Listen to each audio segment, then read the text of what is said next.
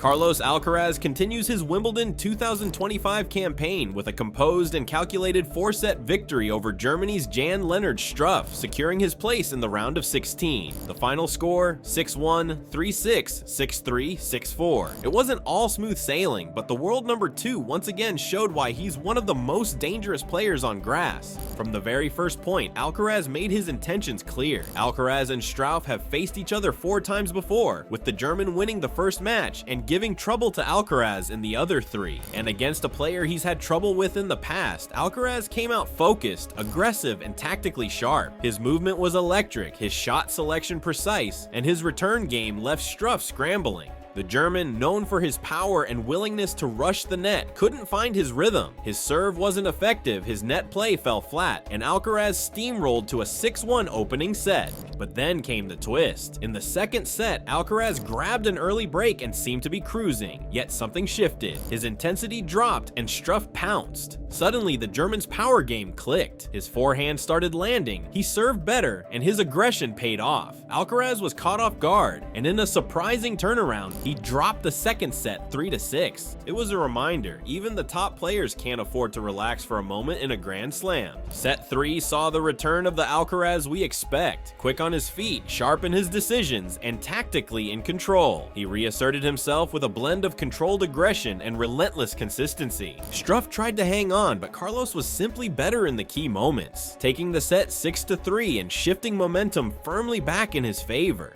The fourth set was a true test. Struff raised his level again, serving better and swinging freely. It became a tense, even affair with both players trading heavy shots. But once again, it was Alcaraz who held his nerve. In the 9th game, he broke serve with clinical precision and closed out the match confidently. That's the difference between a solid player and a title contender.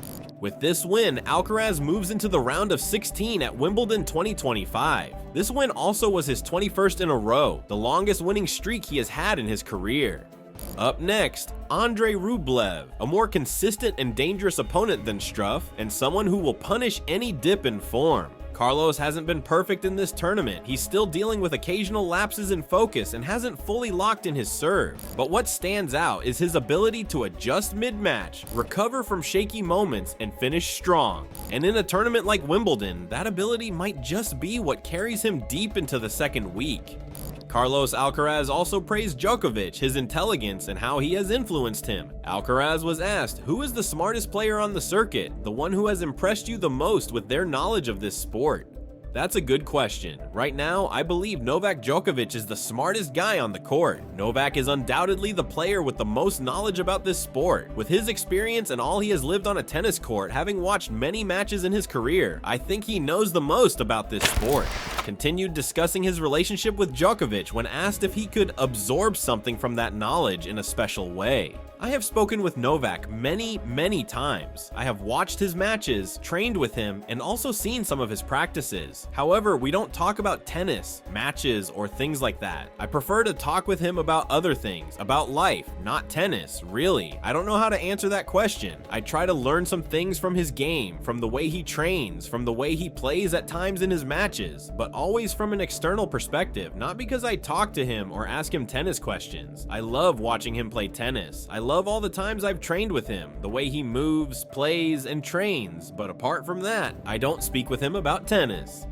This respect and admiration for Novak is very deep, but not uncommon, especially for the younger players. Novak himself is nearly double the age of the now to 2 players in Sinner and Alcaraz. During this Wimbledon, we will see if these 3 cross paths, with every fan hoping they do, as every match played by them is a masterclass in tennis. Alongside his victory, Carlos Alcaraz found himself on the receiving end of some lighthearted but pointed remarks from Nick Kyrgios. Kyrgios, known for his unfiltered commentary and flair for controversy, took a jab at Alcaraz by saying that Jannik Sinner would end up having a better career than the Spaniard. His reasoning? Alcaraz loves girls. He might get distracted. He might party too much. Sinner will stay locked in. While these comments were delivered with a joking tone, they carry an underlying implication that has followed Alcaraz throughout his young career, that he might not be as consistent or disciplined as some of his peers. This perception, echoed across parts of the tennis community, paints Alcaraz as a player of brilliance and explosiveness explosive talent, but one who can sometimes fall short of his potential in certain matches. A kind of high-risk, high-reward athlete who dazzles when everything clicks, but can also leave fans and analysts puzzled when things go awry. And while inconsistency is a common trait among young players still evolving in the professional circuit, when it comes to Alcaraz, these dips in performance are often exaggerated and scrutinized more harshly because of the sky-high expectations he carries. To his credit, Alcaraz responded to Kyrgios' remarks with composure and maturity. In his words, "They're funny comments, and coming from him, they don't surprise me." With this statement, Alcaraz managed to dismiss the jab without creating further drama. He acknowledged Kyrgios' reputation for playful provocation and didn't take the bait to escalate things. Instead of responding with defensiveness or hostility, he chose humor and calm, showing a level of emotional intelligence beyond his years. He went on to address the comparison to Sinner directly. "It's no secret that Yannick always has fewer ups and downs than me. It's something I've been working on. It has nothing to do with the nightlife." With this, Alcaraz not only acknowledged one of his biggest critiques, his fluctuating performance levels, but also made it clear that such fluctuations are part of his development process as a player, not a result of distractions or lack of discipline. By separating his personal life from his professional progress, he shut down the insinuation that he's letting fame or fun get in the way of his game. Some have criticized Kyrgios for his comments, and it's not without merit. There's a difference between analyzing a player's performance and projecting their future based on off-court assumptions. While Nick's style is often to provoke discussion with his playful jabs, questioning someone's career potential based on social habits, especially in such a public manner, feels unfair, particularly when Kyrgios himself is the poster child for wasted potential. Once considered one of the most gifted talents on tour, his own career has been marred by inconsistency, injury, and his own, often very stupid off-court distractions. It's ironic that someone whose name is often followed by the phrase "what could have been" is critiquing another young star for the very same thing.